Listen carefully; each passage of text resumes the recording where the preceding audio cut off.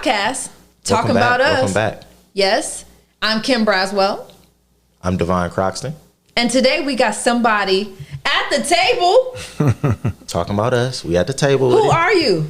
I'm Lindell Canty Canty what? Jr. There we go. All right. Because that's part of the story, family. It's part of the story. All right. So we had a conversation behind the scenes, off camera, all kinds of different places, where we were talking about masculinity versus hypermasculinity. Break that down again. Yeah. Masculinity, by my definition, is who you identify as a man.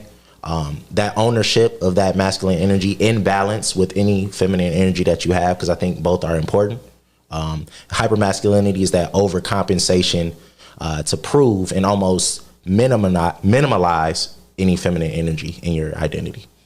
Yeah. And in some places it's been called posturing, cool pose, you know, all kinds of stuff. Sweat, right. And there's actual documentaries about this too, which are fascinating.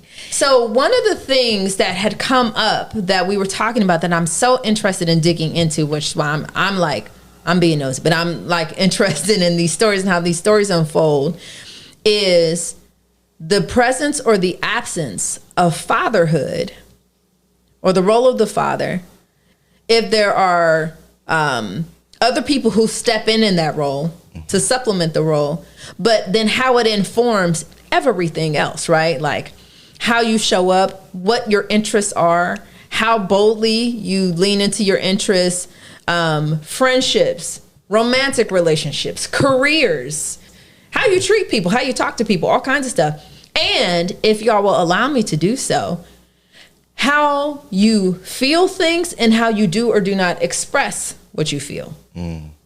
So talk to me, and however we go first, about your story with your father first, your biological fathers. Gotcha. Like, what is your story? We'll get into Lindell's story, and then hopefully we can get into then who was the parental figure, that parental father figure. Yes. Too. Gotcha. So for me, my single mother, my father was absent after like 3 years old. So I have like maybe two-ish memories with him in my early childhood. After that, completely off the scene until I reached out to him 20 plus years later, actively searching for him, not any communication in between, where I did reconnect with him. And I just want to, in here, to be clear, because I want to emphasize some things, because sometimes it's hard for us to wrap our mind around this. Yeah. You are talking about two specific isolated incidents of memories. I remember these two things. That's it. Or two things that have been brought to my attention. It. Years of nothing. Complete silence. Like no, well, I would try to reach out, obviously, but no response. Different phone numbers, moving to different states. And then at some point I was just like, wow, that's it. Like, I'm just going to be great without him, you know?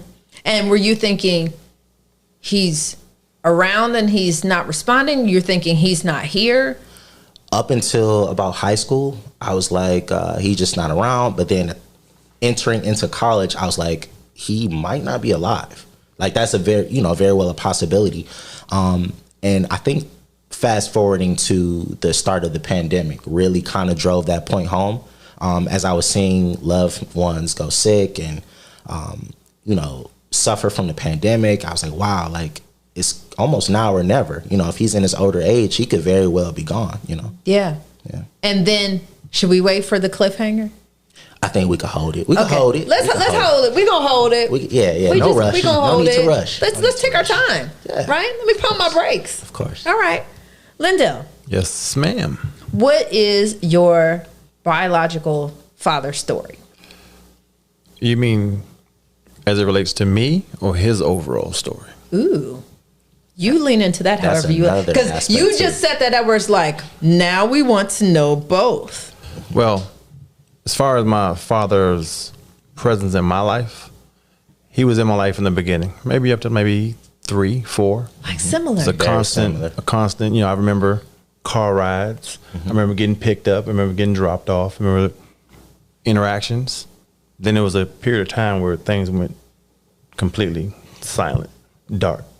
I would ask questions like, hey, my dad come pick me up today? My mother was like, I don't know. You want to call him? I'm going to call him, get no response. But then my grandparents, his parents, was like, oh, he can come over here for the weekend. So that kind of like substituted him picking me up. Filled that void. So I kind of didn't really think it was a problem, because every once in a while, that little brown Corvette would pull up at my grandparents' house. I would see him for a minute. He'd rub me on the head. Then he'd be out. So that continued for about maybe 3 or 4 years, like till I was like 7. By the age of 7, there was no contact. My mom had started dating someone. She got married. He was a complete ghost. A ghost. I mean, I had my uncles, I had my grandparents on both sides. I had my basketball coaches, football coaches, who all were like right there with me, who kind of like led me and kind of were that father figure type of person. Like, my mom was my mom. Like you said, your mom was your mom, and she was also the dad as well. Yeah. Mine was that, but I learned early that wasn't enough. Yeah. When it came to where I was raised, where I grew up, I'm out in the streets. I'm running around with people who are no longer here. It's gonna put it that way. They're no longer here. My mother couldn't be the motherly figure and a father figure to snatch me up and say, hey, this is what you need to be doing. Because she had no clue. Like you said, you define as a woman. I only know it as a woman. Yeah. She couldn't give me that man's. Like, and mine tried even out of a place of ignorance. She was like, I feel like he needs this. I'm going to do whatever I can with my current abilities, you know? And she still was like, she knew it wasn't enough, but she would never explicitly tell me that. Yeah. See, mine told me. She was like, I can't teach you how to do certain things. Yeah. That's where my grandfather stood and stepped up and stood in that place until he, ultimately passed away. But he always showed me, hey, your grandmother would not ever touch that door. Yeah. When it comes to opening a car door, she wouldn't ever touch that door. If I can't get to it, you get to it. So even like in today, I still open doors. Same. I open doors for my, girlfriend. I open doors for my kids, even though my kids hate it. Like they just don't understand it. They didn't. I'm just put it away. They didn't understand it. They understand it now, because now they're like, with Dad, if he ain't gonna open my door for me, then I don't. As I look at him like, oh, so now you getting it. Yeah. I did that for years, and y'all hate it. Y'all would try to beat me to the door, but they're getting it. So like I said, I had grandparents, I had coaches, I had neighborhood people who looked out for me, but nothing ever compares to like having a father, your true father, with you. And like I said, mine wasn't there, and so it kind of, I don't want to get into the whole how it structured my life, but we will. Yeah, but we can get to that. Yeah. I'll unpack that. There's something you said that I'm curious about, and DeVaughn, I'm curious about this for you too. For you, do you remember those first memories with your dad, or is it more what people told you? And then for you, Lindell, you remember some of the early memories and then it's gone. I wonder what that feels like to like remember something and then the person's ghost. Yeah. Because it's different if you don't remember at all versus like if you remember, like, no, you were here, right? Like you, and then now not being there at all. What is that like? Yeah, so for me, the memories were like flashes of different images, right? Because I'm still very, very young, but I always remember my Scooby-Doo toy. There's a Scooby-Doo on a ATV. It's like, I don't know if it's like from McDonald's or something. I always remember that toy, playing with it on a countertop, and now that I reflect, it was a hotel room. And we'll kind of go into why that was the case. And then on top of that, I have just one picture with him in like the hallway of the hotel. I'm just sitting here for a second before we get to you, Lindell, and thinking like, I can't fathom, and I have a bizarre dad story too, right? But I can't fathom speaking about a memory of a father and having a singular picture that I'm thinking about. Like, this is the picture like of me and my dad, period, the end. This is the picture. Print it out. Yeah. That's it. That blows my mind. And you have a few memories of him. Well, he was here and then gone. I have several memories. I mean, not all great. Some good, some bad. But like I said, you're younger than me, a lot younger than me, probably half my age almost. I have snapshots of different times. Like the early times when I was, like I said, when he was, my dad was a car salesman. He could sell anything. He was on TV. He was in the commercials. So if it could just imagine you can see your dad rolling across a commercial, but you ain't seen him. Wait. Wow. What? Wow. Can we take a second on that? Wow. So it's like, that's my dad. Yep. Whose name I have. Yeah. Which that bothered me later on in life. Didn't affect me then. Because like I said, back then I was so little, so young, so I didn't really know what to expect. Yeah. I didn't know what time looked like. I didn't know he should be here during these times. He should be here during those times. Yeah. I just figured when he showed up was when he was supposed to be there. Right. Like his coming to get me and honking the horn, me running down the steps, hopping in the car, riding around the block 2 times, drop me off, pull off, or go grab me something to eat and drop me off. And that's that. And then I don't see him again for 2 weeks. To me, that was my prize. Yeah. You're trying to cherish that moment, not realizing that's still bare minimum, you know? That wasn't even bare minimum. Yeah, right. Exactly. But yeah, so that was something I learned later on. Like I thought, all right, my dad, he has a Corvette. He's on TV. He's doing all these different things. Yeah, I'm living the life. Like I ain't wanting for nothing. Like my mom's here, my grandparents here. I got both sets of my grandparents. I got siblings. I'm not wanting for nothing. But as things developed and went on, you know, you realize, hey, something's missing. Like I'm in sports. I'm seeing, you know, other kids. This is at a younger age. Other kids' dads there. Like my grandfather would show up. My uncles would come. And my dad. Like it was my mom and that little village of people that was always there. Never including him. Yeah, I think it's interesting how you bring up not wanting for anything too, because I feel like I'm kind of on the opposite side of that coin. So growing up, I was really good at sports, but when it came time to, hey mom, I want to play on this team, oh, I can't afford that. The gear costs too much. Oh, you know, the fees, I'm sorry.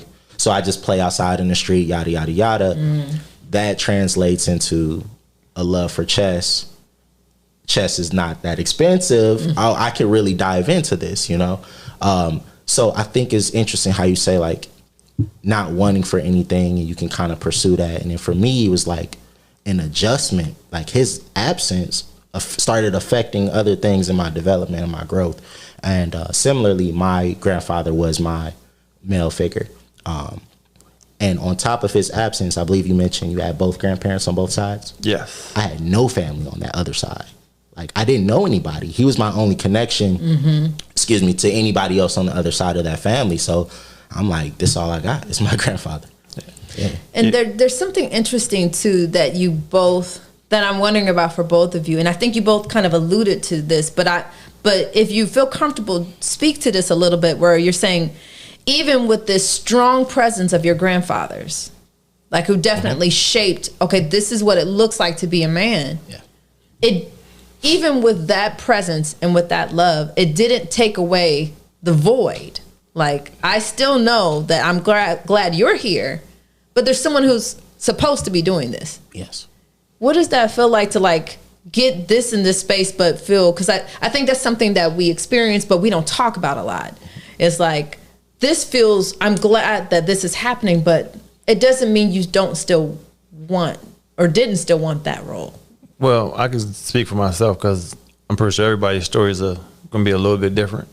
My experience was I didn't know that the void was really there until I started to notice, all right, well, you know, his dad is there. Their dad is there. Where's your dad? Like my mom is screaming the loudest. My family is screaming the loudest. But, you know, everybody wants that sports. You know, everybody hears a story how you run to the end zone, you score a touchdown. First thing you look at the camera says, "Hi, mom." Yeah. But you still want your dad to be proud. You want, you know, I never had that. Let's go in the back, shoot basketball. Let's go do this. Like those stories that people have with their dads, I don't have it. Like none of those. My story literally ends when I'm like 7. Like everything after 7, has been either manufactured, kind of pushed on me, kind of like my grandmother used to say, oh, you can't hate your dad. You can't get mad at your dad. You don't know what people are going through. Like, you don't know his circumstances, why he's not here. When you're young, I mean, even as an adult, I don't care why he's not here. He should be here. Like that made no difference to me. Like I'm carrying his name. Yeah. I'm not Jacob. I'm not John. I'm Lindell Canty Jr. I couldn't even take my dad's last name because he wasn't there when I was born. Yeah. So my mom, by default, on the birth certificate, just put her last name. Yeah. And isn't that a whole thing too, right? Especially as it relates to Black identity, the power and the meaning behind names. Absolutely. Right? Because in your case, you're like, maybe I would have wanted that name. Yeah. And I didn't have the option to have it. Yours, you got it, and it's just like... And by 10, I ain't want it. Wow. I was thinking, when I hit 18, this name is gone. Like, my mother's like, I'm not paying you to change your name. That's your name. That's you. That's your identity. That's not him. You're him. But when you carry someone's name, and every time they see you, hey, little Lynn, you look just like your dad. Like, you just like your dad. No, I'm the furthest thing from my father. Yep. Like, we might have the same characteristics. We might have, he loved women. I love women. I mean, I'm just saying in a general sense, we might have similar, I love cars. He loved cars. That's where it stops.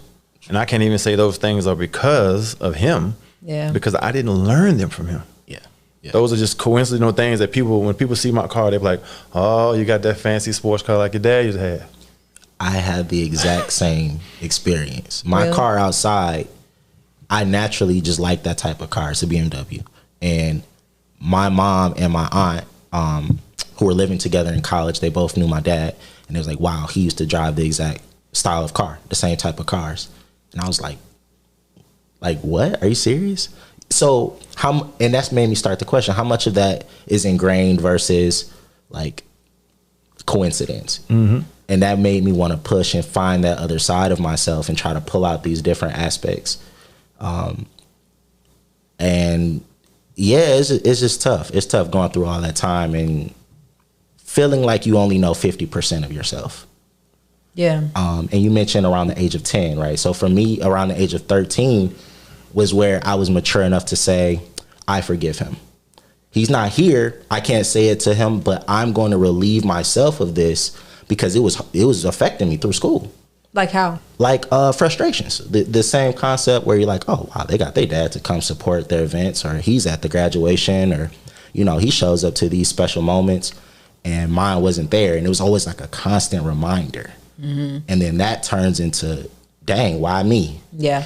That evolves into, am I not good enough? Which evolves, you see how it can keep going, right? So I was like, wow, I have to get this off my conscience and off my heart if I want to progress.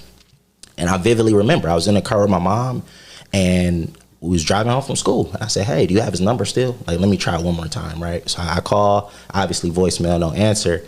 And then I say, you know what? That's cool. That's all right. Like, I'm going to be a great man regardless. And I accepted that. And I think that evolved and cultivated my relationship with my grandfather even more. Because now I'm looking at him as my father figure, learning from him.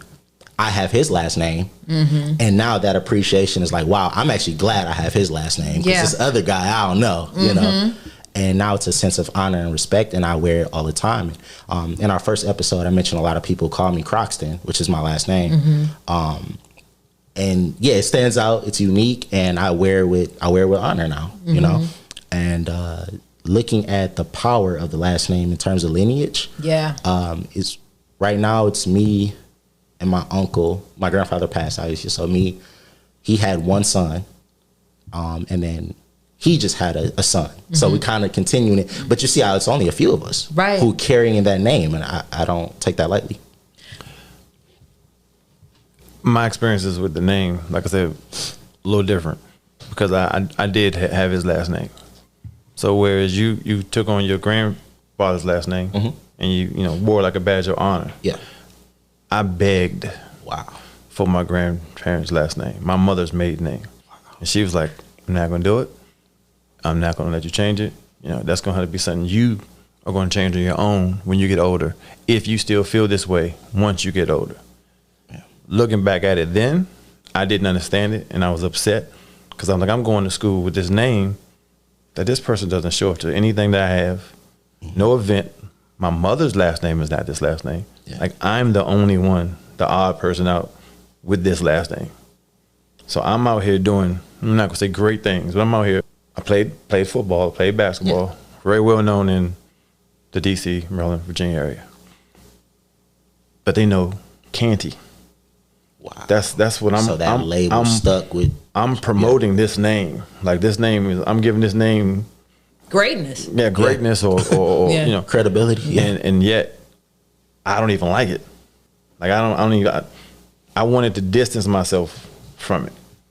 So as I got older, I also learned that I could take back everything I thought that name meant and kind of destroy that. Like, whereas he was a horrible dad. Like, I got 4 of the siblings that I know about. When I say I know about, I'm saying I know about. Yeah, I have. I was at his funeral. When I went to my dad's funeral, someone came in and was like, I can't believe nobody told me that my dad had passed. Somebody I'd never seen in my life. Never knew who this person was. My uncle turned to me and said, yeah, I think that's your brother. Like, that's the type of guy he was. That's the type of man he was. And like I said, I took back that whole stigma of his having the last name of a man that I didn't respect, a man that I said I didn't love, but you love your parents. Because when he left, it was feelings there like, I wish I could have done things differently, but the stubborn young me wouldn't allow me to truly forgive him. Like you said, you forgave him, but you didn't know where he was. Exactly. Right. I think my issue was with not being able to forgive him was because he was always constant. Like, even though he wasn't with me, I'm in the DC, Maryland area, he's back and forth up this way all the time from North Carolina, passing me, back and forth, seeing my sisters, seeing, you know, family, but he's not coming to see me. Yeah. He's not stopping to see me. He's not saying, hey, he was a truck driver. Hey, you want to ride in a truck? How many boys you know don't like, wouldn't want to get in the 18-wheeler and pull the horn and ride? Yeah. I never got in it.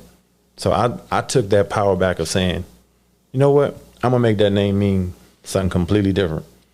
Like, everything he did, like you say, we all have our grandparents and uncles who help structure our lives and get us on the right path.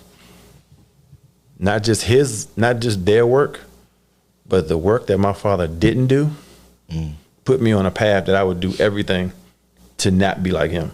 Yeah. Like, I was like, I can have 1,000 kids. They can be with 1,000 different women, but they're never not going to know who I am.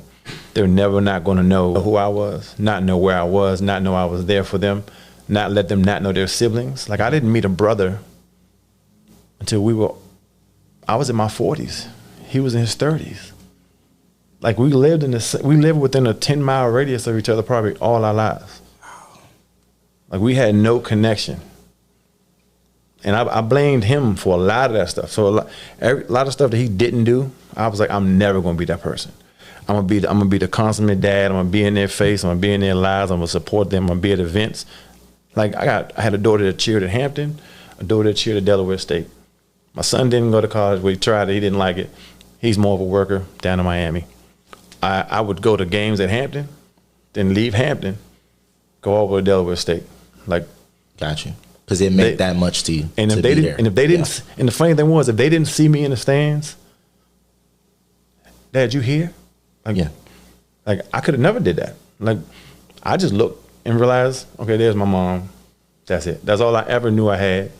That's all I ever expected. But like I said, his not being there for me structured me in a way that some people be like, are you really this much in your kid's life? Do you really do this much in your kid? I was like, all the time. Yes. I was like, I might get on their nerves, but they know if they say, hey, we need you here, I'm gonna be there.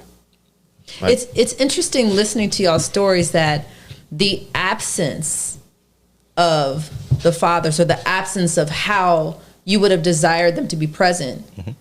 For you, is creating this like way to inform your masculinity, your potential fatherhood partnership, whatever. And for you, created your voice. Like, this is what this is going to look like because of this.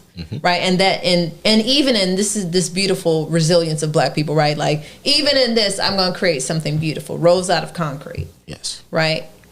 So I want to segue us for a second. I'm going to, not necessarily a word association game.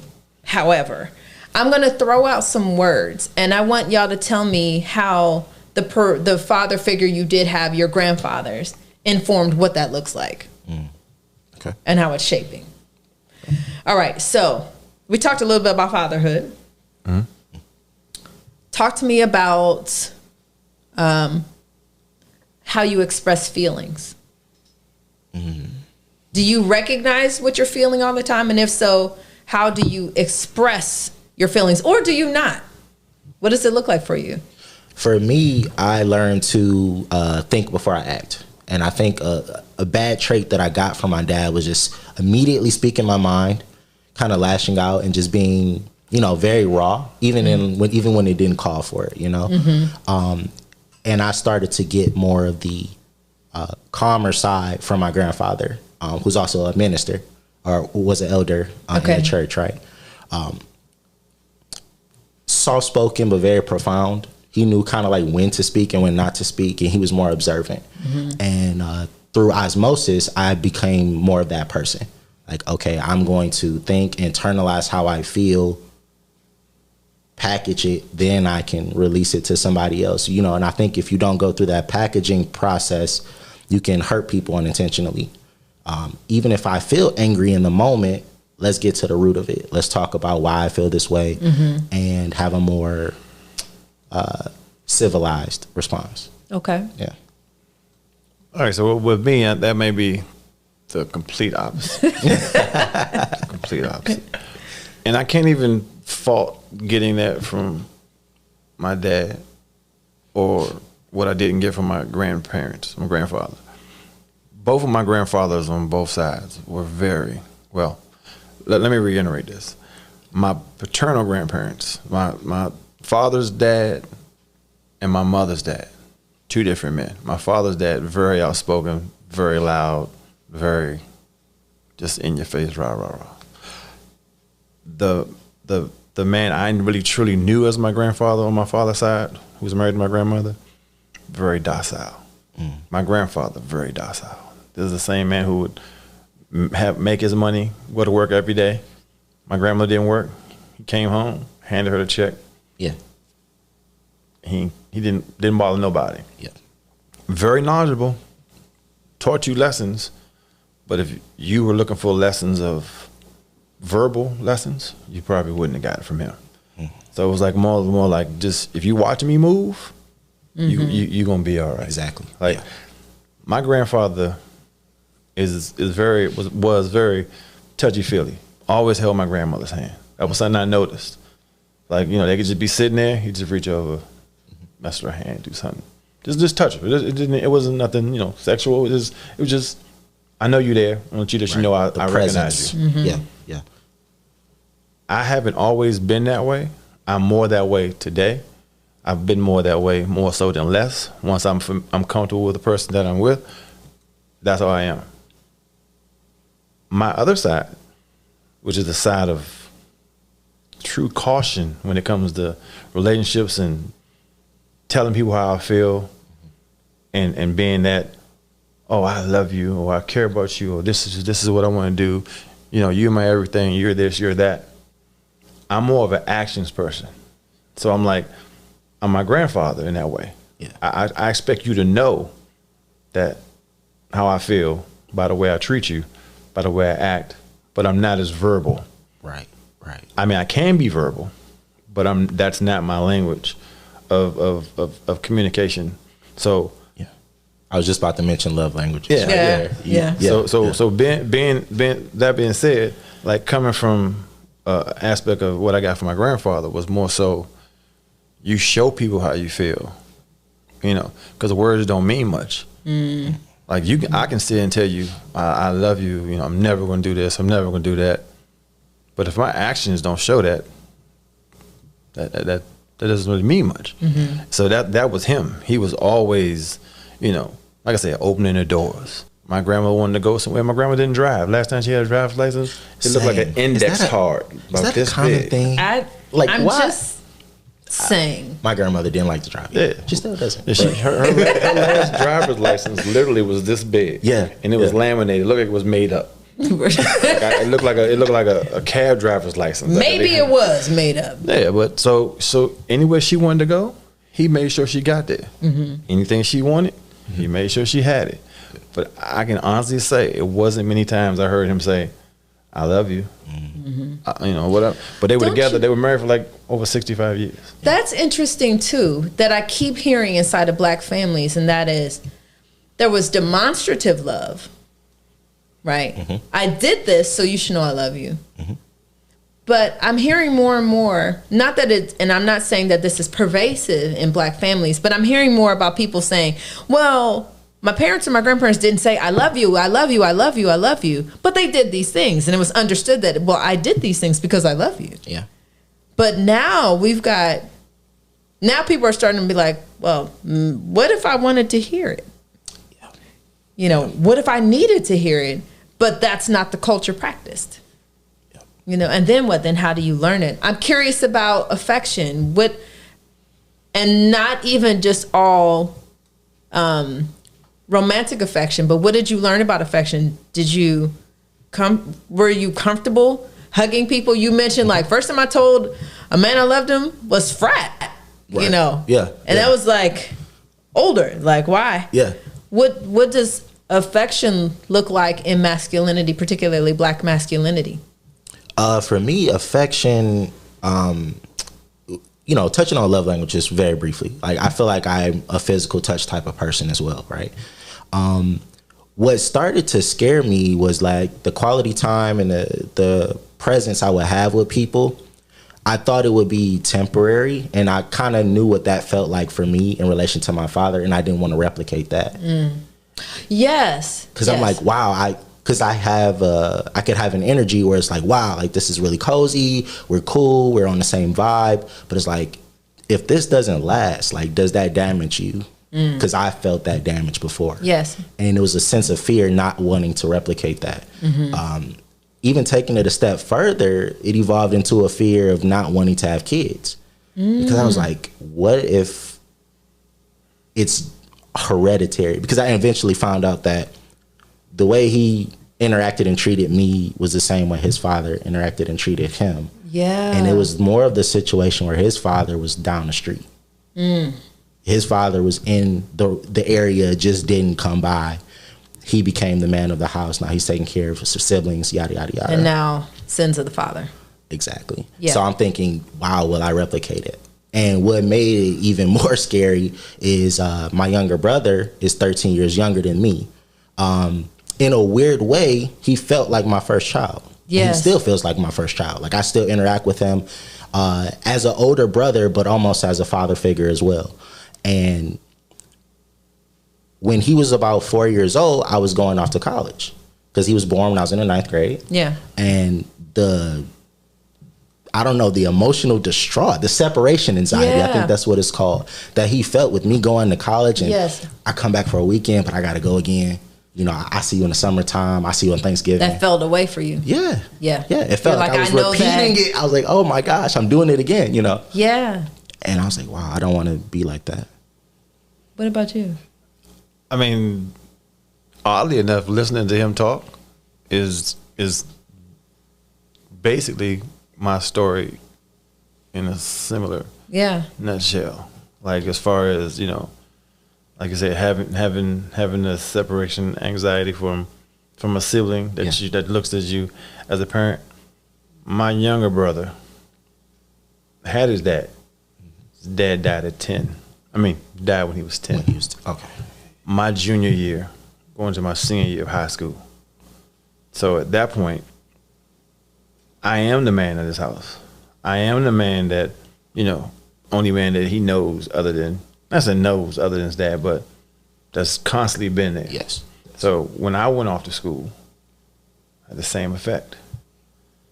But luckily, sounds for you, you were able to weather it and get through it and, you know, finish school and stay where you were. Mm-hmm. I came home. Like, my brother was, I don't want to say overrunning my mom because there was no longer a man there. Because your brother seemed like he might have been a little younger. Yeah. But my brother was acting out in ways that rebellious tendencies, lashing out. Yeah. Everything he did was in her eyes was an attempt to, because his dad wasn't there. You're not here. You're not there. So now he looks like everybody's abandoning him. Like everybody's gone now. For whatever reason, his dad died. He was like, why would my dad die? Why would he leave me? You gone away to school. Why can't he go closer? Why can't he be here? Why can't he do that? So I get exactly what you're saying, the way you were in your life. That's kind of the same as it was for me. So it's just. That's crazy. So then this might be a good point for us to talk about the crescendos in some of these stories. Mm-hmm. So you think your dad is gone at this point? Yeah. Well, yeah. Right. And where we left off in the story. Yes, exactly. Yes. Tell us what happens. Okay. So I guess I'll pick it up around 13. Mm-hmm. So I'm like, hey, this is what it is. Mm-hmm. He's not going to be there. Years go by. I transition into college where I joined a fraternity. And a lot of people ask me, why do you want to join a fraternity? And it was to compensate the manhood, fatherhood aspects that I was missing. And as I reflect on the types of friends I always had older friends. Mm-hmm. I was always the youngest guy in the group, but I was like, mentally I could keep up, you know. But most of my friends were like 2 and 3 years older than me. And I looked at them as like little nuggets of what an older man's supposed to look like. And I'm pushing these things together. Make a composite of this role that you're missing. Exactly. Trying to build the role from scratch almost. Yeah. So fast forward to college, I graduate, eventually move here from Michigan to Columbus, Ohio. Throughout these years, there's a couple of different attempts for me trying to reach out. I vividly remember 2018 where me and my roommate living together, and I am actively searching for him on these different sites. Like I'll actually pay money. Like, oh, you know how you could get people's records? I would pay a little money to try to find out where he was at. And I found an address in the same city where I was going to school. So I pull up to the address. I couldn't get out the car. Like I was like paralyzed. I couldn't get out the car. Wow. Until my roommate calmed me down. Was my best friend. He's like, hey, bro, like it's now or never. Like you got to make this decision. I go up to the door, knock on it. It's nobody there. So it's like, okay, but you're making progress. I see it as progress. The thing I didn't like about myself at that point in time was I wasn't mature enough to handle it. Like I was very vengeful. Yeah. It was on site if I saw him. Like, you know, it wasn't like, oh, we catching up. Like, we're going to hug it out and it's going to be beautiful. It's like, we can talk about that after I beat you up. Right. And then we could try to get some resolution. So fast forward to about the fall of 2020. Like I said, the pandemic really opened my eyes to a lot of different things. I reached out to his sister, who I found pretty much through the same means, like looking her up. And I remembered her name vividly. I won't say it, but it kind of reminds me like this isn't a typical, Black person name. Like, oh, that's definitely her. I remember. Yeah. She answers the phone, and I was shocked. And I was like, hey, I'm such and such. Your brother is my father. I give evidence. She was like, you got to send me some pictures. Like, you can't just where you been all this time, real auntie mode. So I send her all the evidence, and she gives me his phone number. That was on a Sunday. Monday morning, I called him the same day. I called him on Sunday night. No answer, but I left a voicemail, sent a text, something like that. The next morning. And you're freaking out. I'm freaking out. Before I even dial the number, I'm like, let me take a couple shots of vodka real quick. Let me try to calm myself and condition myself before I even make this call. But my desire to find out the other half of myself was stronger than my fear. Yeah. And I think that was so important. I needed to overcome that question mark because I needed to know for myself. Yeah. And like I mentioned to you before, it was a sense of punctuation in my life. If you talk about chapters in a book, right, for your life, I was like, I need some type of punctuation. It's either going to be a comma and we can pick up where we left off and kind of build something, or it'll be a period and I can close that and move on with my life. Because at this point, I'm thinking about my career, eventually having a family of my own, you know, and I need to get this stuff handled before I can step into that. So anyway, the next morning, he calls me back as I'm making breakfast. It's like 8 in the morning, and heart beating, thumping, pausing. I let it ring for 3 times. I pick it up. It's him. We end up talking for 5 hours straight. 5 hours straight. I don't even think I had to go to work that day. I think I had class later that evening, but and it was virtual because of the pandemic. Yeah. So I'm like, I have to talk to him as much as I can. Yeah. In the midst of talking, I'm burning my breakfast. Like, my bacon is on the grease as I'm walking, pacing through different rooms trying to talk to him. But I felt a tremendous sense of like healing, like regardless of how this turns out, just getting that closure.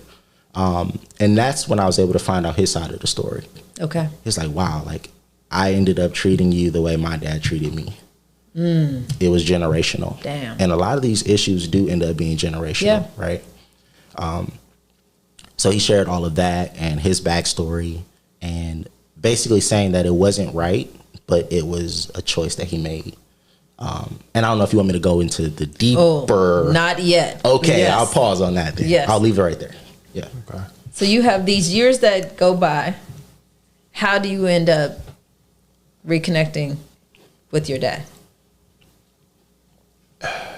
And honestly, I don't think I ever really reconnected with him. Mm-hmm. Like, did our paths cross? Many times. Mm-hmm. Did I reconnect? Did I have a 5-hour heart-to-heart? Let me put it all on the table and get an explanation. Yeah, I never got that. That's one thing. Like I said, one of the things I regretted. Like, I don't regret many things, but the moment he passed away, I knew that was my period, my exclamation point. It was like anything that I wanted to know from him, I was never going to get from him. I only had what I knew from the snapshots of him being in my life. Like, I knew none of those snapshots were really good. I mean, from him being there till I was 3, him being in and out between 7 and 10. My grandmother, his mother, passed away at 12. The last memory I remember of him then was my grandmother's on her deathbed and him saying, oh, you know, well, call me back if something changes. Call me back if something changes. Only thing that's going to change is she's going on. Yeah. So from that point on, my eyes were like you said, your story. Your eyes turn red when you get mad. Mm-hmm. That was every time I saw him, I just saw red. Yeah. I wanted nothing to do with him. Like her funeral, I wouldn't get in the family car. I was like, I'm not riding in the car with him. Y'all do not want that. I mean, I'm only 12 at this point. It's not like I could beat my father. My father was 6'4", probably 240 at that time. Physical's besides the point. I had wanted nothing to do with him. Mm-hmm. So life goes on. I go through high school. Like I said, I'm playing basketball. I'm playing sports. I'm doing well for myself. Yeah. Not having any issues. Not having any problems. I've replaced him completely now. Mm. Like, you know, I have coaches. Still have my grandparents, still my grandfather, still got my uncles, still got other men who took interest in me to make sure, hey, you know, if you need something, you let me know. I don't need you getting in no kind of trouble. Right.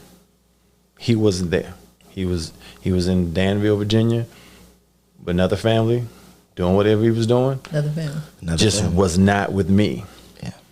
And I didn't even hold that against him at that time because I didn't want him there with me. Like, I'd already made up my mind, I don't need you. Right. Even though I had like my grandmother and my mother saying, no, you just reach out to him. I'm like, I'm not reaching out to him. I'm thinking, I'm the kid. He's the adult. Yeah. If he want me, he know where I'm at. I don't have no house. I live with you. Mm-hmm. He can come get me. He can come talk to me. He never did any of that. So I held all that resentment in. That part of it, I'm kind of jealous on you because you say, hey, well, I forgave him. I emptied it out. I cleared it. I never did that. Like, it wasn't until I was an adult with all 3 of my kids ranging from age maybe 6 to 2. Wow. That we came into not a constant communication, but I saw him more. One, because these are his grandkids. I have older sisters who had kids who'd have birthday parties. He'd see them at the birthday parties, or she'd call me and say, hey, can you bring the kids by? And I'd be like, as long as your father's not there. And now he's no longer my father. He's her father. Wow. So that detachment. I completely detached. Yeah. I mean, it was nothing. Only thing we shared was DNA and a name. No love, no nothing. Like I would go in, take my kids, and walk out the door. Never look at him, never make any eye contact, never say anything. He would try to talk to me, walk away. It wasn't until he was on his own deathbed where he decided he wanted to write out stuff to me. Because at this point, he had Lou Gehrig's disease. So you started losing your motor skills. So talking, he wasn't talking much. Everything he has to do, he has to write. Very, very scribbly writing, or he's typing an email on the computer. He's telling me all the things he regretted doing. Wow. I wish I could have done this. You know, you're better than me. You've never let what I did affect you as being a parent, as being, you know, everything you did in your life. I'm proud of you. Blah blah blah. Even then, I didn't want to hear it. Yeah. Like, because I felt like you're not gonna wait till this time in your life when you know you're facing the other side to try to break me down, to make me feel, you know, like warm and fuzzy. I took it as I would rather you go and us not be talking, so I don't have to have an emotional ties to you. Right. So I was like, I'd rather just keep it the way it was. I ain't got to worry about it when you go. It'll just be like a ceremonious, I'm sitting in a pew. Yeah. Is this over? I can go now? I wanted that. Yeah, I wanted that. But that's not what it was, because he initiated it late. And my kids, I never put it on them how I felt about him. I see. So you shielded that. Yeah, they didn't know that we had that kind of resentment. Not until they got older, and I explained to them certain things. But they just thought I was dropping them off to hang with their granddad. So it was almost like, I wish I would have probably had that kind of closure that you had, or at your conversation. I never even got to that point. Like, it was just, this is where it has been. Mm-hmm. This is where it's going to be. I'm locked and loaded. I'm fine with that. Yeah. I've already made my peace with it. Mm-hmm. Like, I've had my, I've had my moments with the whys. Or why am I not being picked up? Yeah. Or why are you not in my games? Or why didn't you know I played basketball? Why am I rating your neighborhood and it takes somebody else to see my name in the paper for you to know, oh, you play basketball? You still playing basketball? Like I'm your son. Yeah, exactly. Like what man wouldn't enjoy, want to know his son's playing sports, or wouldn't follow his, career or sports life? Yes. Like that's like the proudest thing in the world. Like, that's my boy. I ain't never get that. So where do we go from here? Like, what is, and we'll figure out, there might be other episodes on this stuff, right? But at this point, it's interesting too how the stories kind of juxtapose, right? Because it's like, generationally, you are here and you're getting, it's like, right, but you have these similarities in the story. Right, I see what you're saying. Right? Yeah. And it's just like, you're in the transition that you've completed, right? And then whatever's the next iteration, the next version, the next process of however this shows up to have affected relationships, parenting, career, expression of feelings and emotions. Yeah. What do you think for you, and maybe we can wrap up with this, what do you think is the next version? Because I believe in manifesting. Okay. I believe in manifesting, right? So if the prompt is sitting on the table, it will be so. Right. And how you think, how I want this journey to go for my Black masculinity, regardless of however the story setup started. What do you want to be so for how you look back and tell the story about what the next 20 some years looks like? Okay. So like where you're going. The future. This moment on. Okay, from this moment. And if you were to look back at yourself at 50. Okay, as I'm 50, looking back to this moment. Got it. Okay. And you're thinking, what will be so? What do you want to be so, and how the next version of your evolution happens with your Black masculinity? Mm-hmm. What do you want to be so? What do you want it to look like? What do you want to go back and look like? This is what DeVaughn ended up looking like at 50. Wow. I want to look like my grandfather almost. Like the way he interacted with family was incredible in my eyes. You know, once again, by actions, not really speaking, but it was never a question of if he was going to be there, if he was going to provide, if he was going to have a loving environment. I want to be the type of father that's always there, always present, leading by example too, though, because I think you can get to a point where you say words, and if they don't match the action, then they're kind of like null and void, right? Mm-hmm. They're kind of null and void. I don't want to be the guy that's just like, oh, like I love you and, you know, I'm so proud of you, but like never there for those crucial moments. But it's weird. I almost want to take it a step further and be an example for my community as well. Because I started to see it bigger than myself. Yeah. Like I'm a person who has suffered from an absent father, right? But then I look community wide, and this is a very prevalent issue. It is. Like this isn't even, it's almost too common. Like we're talking about two different states, and our stories are almost parallel, right? So I want to be the type of person who can kind of reshape the narrative of Black fathers. Mm-hmm. Once I'm at that age, I want it to be not an assumption that your father's not going to be in your life. I don't want it to be a statistic that's very prevalent in the Black community anymore. So hopefully through my life and career and journey, I can help combat that narrative. And in that, before we get to Lindell, and in that, mm-hmm. how does that shift from hypermasculinity to masculinity for you? Yeah, it's a willingness to understand you need the other side of yourself. You need that feminine energy. Mm-hmm. The same way you need your masculine energy. You need to be able to balance it and understand when to express these different energies. Because I think about the day where I might have a daughter, mm-hmm. you know, how do I interact with my daughter and teach her this is how a man is supposed to treat you? Don't rely on media. Don't rely on high school culture or anything that's going to give you a bad depiction of how a man is supposed to treat you. So I think I need to be able to understand the way I approach my daughter would be different from the way I approach my son. In the same light, if I approach my son, I need to be able to allow him to make mistakes, to learn, to evolve emotionally, but to understand expression, emotion is not a sign of weakness. It's actually a sign of strength. Yeah. And if he can learn that early, I think he'll be better off. Mm-hmm. To see that softness in Black masculinity. Yeah. Yeah. Yeah. So Lindell, picturing yourself 75. I know. I mean, I'm just putting us on a time capsule. You know, she just propelled you in the future. I know, like, I mean, you know, I'm just saying whatever. And I guess, or maybe you can belong to this in two different ways. You can either go future and picturing yourself as a grandfather, or you can look back and say, when you were 25, you know, 27, whatever, is this how you thought you would be as a man?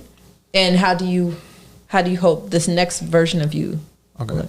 Yes, I feel more comfortable answering the going back to 25, 27. Put me here. Right. I may be able to get an answer in for the other side just a little bit, but where I am now in my life is where I hope to have been. Like my life has no parallels to my dad. Mm-hmm. Like I tell people, it's like, well, you know, your dad was this, your dad was that. You know, I know he wasn't there. I said, you know what? I have to give him credit for one thing. I said, he damn sure made me not be him. Yeah. Like, if nothing else, everything he did made me resent all of that. And I was like, I'm not going to be that type of dad. I don't want to be that type of person. I don't want to be unreliable. I don't want to be, you know. I had them days where I was sitting at the door waiting for him to come pick me up. He never showed up. I had them days. We've had conversations. Mm-hmm. I'll tell you. I used to ask for stuff for school. He was like, "Oh yeah, I'm going to send it to you. Of course, you know, it's going to be there." Blah blah blah blah. I would always get it, but it came from my grandmother. Wow. His mom. Okay. I never knew until right before she passed. She was like, she validated everything that I thought knew. Like anytime a mom can tell you that her son ain't nothing, like she hoped it got better, but she was like, I don't know what this problem is. So me today, I'm very happy with how I turned out. Me today, I'm so happy with how I was in my kids' lives. Relationship wise, I've been married once, haven't gotten married again. Not against getting married again, but just haven't gotten married again. But I'm more prouder of the dad that I became. And I have 2 kids that graduated college. Got one with a master's. Got one son living in Miami on his own, saved up his own money to move to Miami to start relocate his life. No family in there. He just chose Miami. That's where I'm going. That's where I'm living. And he did it. Beautiful apartment, beautiful place. He's there. Yeah. You know, I don't need awards. I don't need validation. That's my validation. Like knowing that they got to those points, I know I played a part in that. I can say my father played no part in me being this way in a positive way. Yeah. Like his negative ways made me this way, but he did nothing to groom me to get to this point. I felt like I was able to take that and use that grooming with my kids, whether how much credit they want to give me or not, because that's what kids do. I know for a fact, had I not been there, things could have been completely different. You know? And I have to ask you, because you mentioned this, DeVaughn, in thinking about this balance of masculine and feminine energy, and you're talking about, what if I have daughters? Oh, daughters are very humbling. Gotcha. So me, right? So me, my son was born first. So, you know, with the son, you can throw the J's on them. You can take him by the hand, you know, rough house with him. And you kind of like, that's a man. He's going to grow to be a man.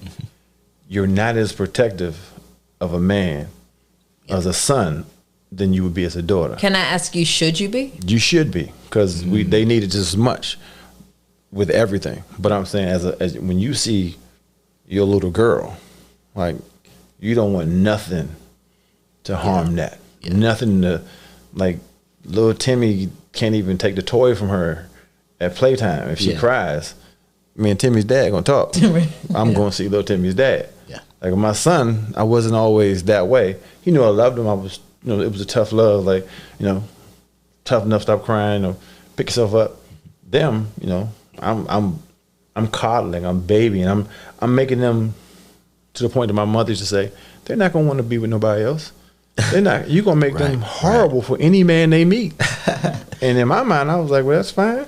They don't need no man anyway.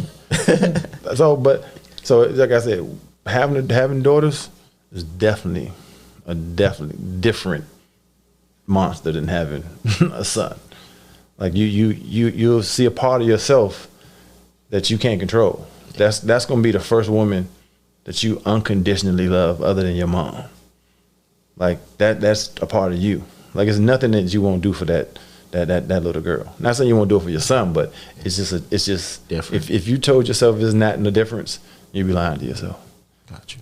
So I got to cheat, right? Because I got to just listen to all this, and it was even more than I thought it was going to be. Because in listening to y'all, even though I've heard some pieces of your stories, there were elements that you shared that I didn't quite know. But I thought it was so fascinating that as y'all were talking, y'all don't know each other.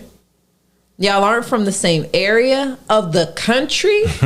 Right. You know, you're not from the same generation, family structure, right? And to hear these stories that it's like, wait a minute, what that sounds like, well, that's this part in. So I think this is such a beautiful example of Black narrative, these stories that exist in Black communities, Black family, Black identity.